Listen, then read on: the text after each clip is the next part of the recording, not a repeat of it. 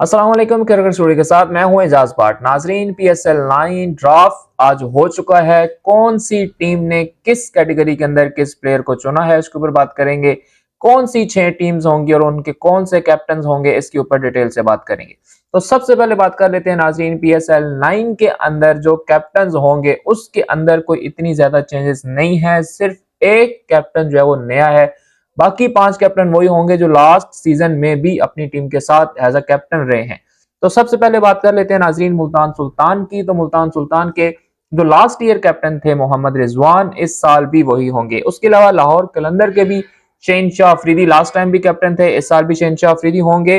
पेशावर जलमी के कैप्टन बाबर आजम थे, इस साल भी बाबर आजम होंगे। उसके अलावा कोयटा ग्लेडिएटर ने भी सरफराज अहमद को 9 सीजन लगातार जो है वो कैप्टन बरकरार रखने का फैसला कर लिया है। और इसके अलावा शादाब खान भी इस्लामाबाद यूनाइटेड के ही कैप्टन रहेंगे। सिर्फ एक कैप्टन एक टीम ने चेंज किया है और वो है कराची किंग। कराची किंग से क्योंकि हिमाद वसीम जो कैप्टन थे वो छोड़ के जा चुके हैं, तो उनकी जगह पे शान मसूद मुल्तान सुल्तान के जो लास्ट ईयर जो थे, आज उन्होंने जो है वो as a captain Karachi king को प्रॉपर ज्वाइन कर लिया है। जो न्यूज दी थी, जो अपडेट्स दी थी, वो सब की सब आज जो है वो सच साबित हुई हैं। इसके अलावा नाज़रीन, अगर मैं बात करूं कैटेगरीज के अंदर, तो सबसे पहले प्लेटिनियम कैटेगरीज 2 हुई जिनके अंदर बड़ा टफ मुकाबला हुआ। बड़े प्लेयर्स, बड़ी टीमें जो है वो चेंज हुई। उसमें सबसे पहले जो थी वो मुल्तान सुल्तान की बारी थी। तो मुल्तान सुल्तान ने सबसे पहले जो है वो अपने डेविड विली जो है इंग्लैंड के, उनको चुना है अपनी प्लेटिनियम 1 के अंदर। उसके अलावा कराची किंग ने एक बड़ा नाम कैरन पोलार्ड को जो है वो चुना है अपनी पहली प्लेटिनियम की राउंड 1 के अंदर कैटेगरी के अंदर। उसके अलावा क्वेटा ग्लेडिएटर ने जो है वो शरफैन रदरफोर्ड को चुना है, वेस्ट इंडीज के हैं वो। उसके अलावा पेशावर जलमी ने एक बड़ा धमाकेदार प्लेटिनियम के अंदर आज धमाका किया है, और वो हैं जी अफगानिस्तान के नूर अहमद स्पिनर, जिन्होंने बड़ा पाकिस्तान के खिलाफ भी अच्छी परफॉर्मेंस दी थी। उसके अलावा क्वेटा ग्लेडिएटर ने एक बड़ा नाम कराची किंग का मोहम्मद आमिर ज्वाइन कर लिया जी, उन्होंने क्वेटा ग्लेडिएटर, और प्लेटिनियम के राउंड 1 के अंदर उनको सिलेक्ट किया गया है। और फखर जमान, जैसा कि मैं पहले ही दे चुका था न्यूज की, लाहौर कलंदर ने फखर जमान को दोबारा प्लेटिनियम की पहली ही राउंड के अंदर जो है वो आज सिलेक्ट करके ये बात साबित कर दिया कि वो हमेशा जो है वो हमारा हिस्सा रहेंगे।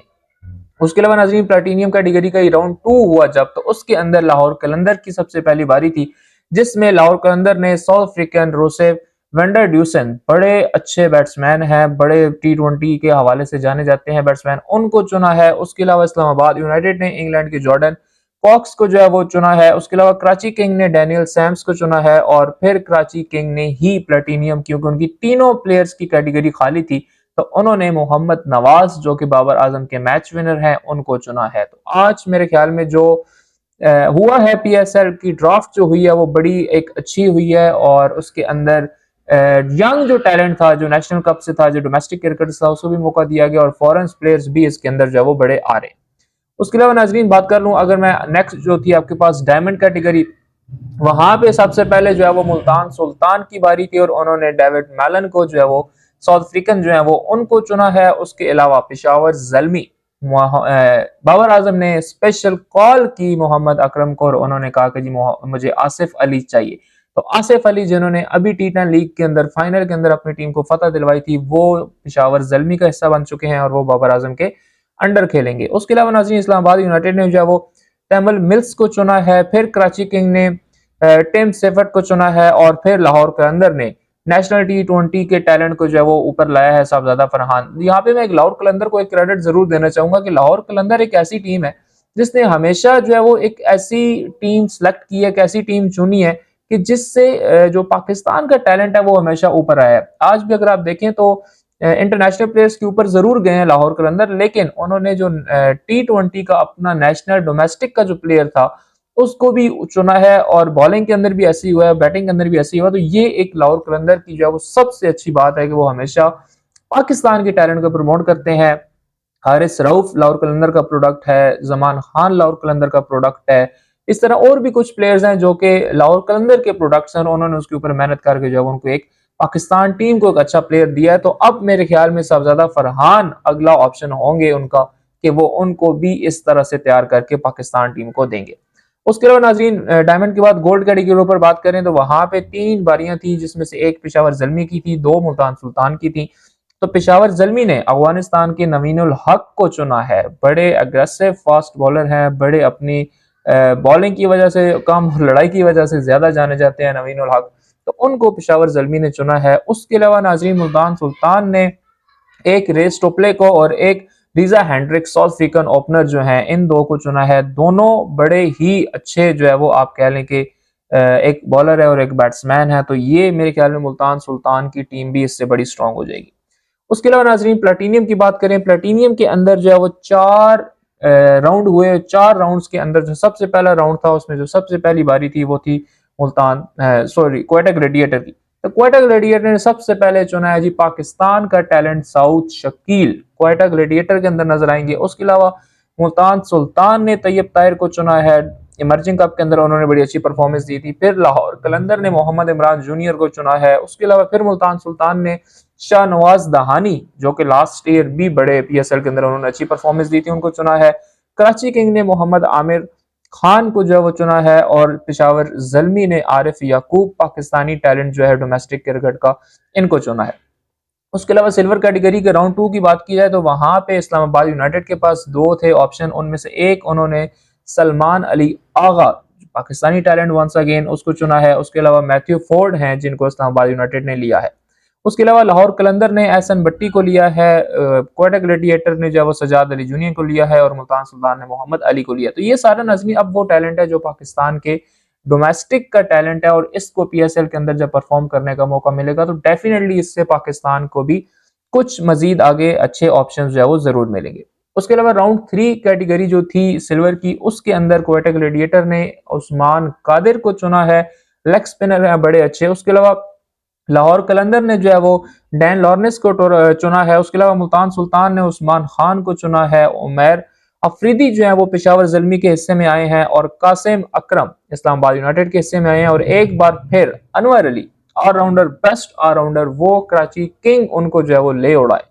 उसके अलावा जब लास्ट कैटेगरी आई सिल्वर की, तो उसके अंदर कराची, इस्लामाबाद और जल्मी के पास एक एक ऑप्शन था, जिसके अंदर कराची ने अरफात मिनहास को चुना है, जल्मी ने डैन मोसले को चुना है, और इस्लामाबाद यूनाइटेड ने शहाब खान एबटाबाद, अभी जो कराची वाइट और इस्लामाबाद का मैच हुआ था नेशनल T20 कप का फाइनल, उससे उन्होंने शहाब खान को जो है वो चुना है। तो ये मेरे ख्याल में नाजरीन जो आज पीएसएल का ड्राफ्ट हुआ है, नो डाउट बड़ा अच्छा ड्राफ्ट था, इसके अंदर बड़ी अच्छी परफॉर्मेंसेज जो है वो उम्मीद की जा रही है। इसी के साथ पीसीबी ने जो है वो अनाउंसमेंट कर दी है वेन्यूज की भी कि जी पीएसएल कहाँ खेला जाएगा, किन सिटीज के अंदर, किन ग्राउंड्स के अंदर खेला जाएगा, तो उसके ऊपर भी आज बाकायदा ऑफिशियल अनाउंसमेंट हो चुकी है। ज़का अशरफ साहब पीसीबी चेयरमैन, उन्होंने की है कि जी 4 बड़े शहरों के अंदर लाहौर, कराची, रावलपिंडी और मुल्तान, इन 4 मैचेस के अंदर, इन 4 स्टेडियम्स के अंदर जो वो मैचेस खेले जाएंगे। पेशावर का काफी कहा जा रहा था, पेशावर जल्मी ने काफी जो है वो जोर दिया था, लेकिन पेशावर जल्मी जो है वो अपना ग्राउंड जो है इसके अंदर ऐड नहीं करवा सका अभी तक। तो ये 4 ग्राउंड अभी तक फाइनल हैं, और इन 4 ग्राउंड्स में ही जो है वो मैचेस होंगे। इसके अलावा नाज़रीन अगर टीम की पिकअप की बात की जाए तो मेरे ख्याल में इस टाइम जो सबसे स्ट्रॉन्ग टीम है वो या तो लाहौर कलंदर की नजर आ रही है, या फिर क्वेटा ग्लेडिएटर। दोनों ने बड़ी अच्छी टीमें जो है वो सिलेक्ट की हैं, प्रॉपर मैनेज जो है वो टीमें उन्होंने की हैं, और बड़े अच्छी तैयारी के साथ आज वो आए थे। इसके अलावा नाज़रीन आखिर में बात कर लेते हैं थोड़ी सी पाकिस्तान वर्सेस ऑस्ट्रेलिया, जो फर्स्ट टेस्ट मैच कल खेला जाएगा, उसके लिए पाकिस्तान ने अपनी प्लेइंग 11 की अनाउंसमेंट कर दी है।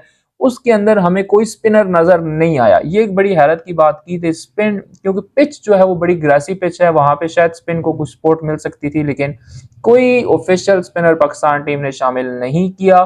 सरफराज अहमद को खिलाया गया है, रिजवान को रेस्ट दिया गया है। उसके अलावा जो ऑलमोस्ट टीम है वही है। हसन अली बड़ी हैरत ज़दा तौर पे जो वो बाहर हैं, उनकी जगह पे आमिर जमाल और खुरम शहजाद को मौका दिया गया है। तो बॉलिंग की अगर मैं बात करूं तो यहाँ पे 3 फास्ट बॉलर हैं, प्रोफेशनल फास्ट बॉलर हैं, वो हैं जी शहनशाह अफरीदी, आमिर जमाल और खुरम शहजाद। इसके अलावा फ़हीम अशरफ जो है वो एज ऑलराउंडर है, लेकिन वो भी फास्ट बॉलर हैं।